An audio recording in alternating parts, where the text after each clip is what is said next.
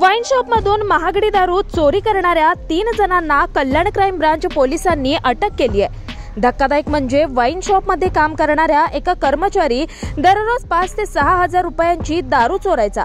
इतर 2 साथीदारांना ती दारू बाहेर विकायला लावायचा। सीसीटीव्हीच्या सहाय्याने पोलिसांनी चोरट्यांची ओळख पटवली। गेल्या 3.5 महिन्यांपासून चोरीचा हा धंदा सुरू होता। कल्याण पूर्वेतील नेतिवली परिसरातील जीके वाईन शॉप आहे। या शॉप मालक त्याच्या लक्षात आलं की दारू विक्रीचा हिशोब जुळून येत नाहीये। जवळपास 6 लाखांची दारू चोरीस गेली आहे। या प्रकरणी त्यांनी कल्याणच्या कोळसेवाडी पोलीस ठाण्यात तक्रार दिली। कोळसेवाडी पोलीस तपास करत होते। कल्याण क्राईम ब्रांचही याचा तपास करत होते। वरिष्ठ पोलीस निरीक्षक नरेश पवार यांच्या मार्गदर्शनाखाली तपास करण्यात आला। 13 एप्रिल रोजी पोलीस कर्मचारी गोरक्ष शेकडे यांना माहिती मिळाली की सुनील कुंदन हा एका ठिकाणी आहे। त्या ठिकाणाहून त्याला ताब्यात घेतलं।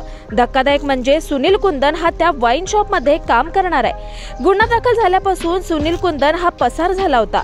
सुनील कुंदनला ताब्यात घेतल्यानंतर त्याचे 2 साथीदार सुरेश पाचरणे आणि नरेश भोईर यांना देखील क्राईम ब्रांच पोलिसांच्या पथकाने अटक केली आहे। सुनील कुंदन हा तरुण वाईन शॉप काउंटरवर उभा राहायचा।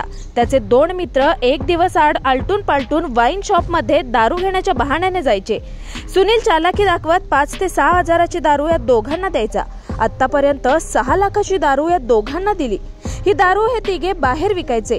त्यांच्याकडून काही दारू पोलिसांनी जप्त केली आहे। पुढील तपास सुरू आहे।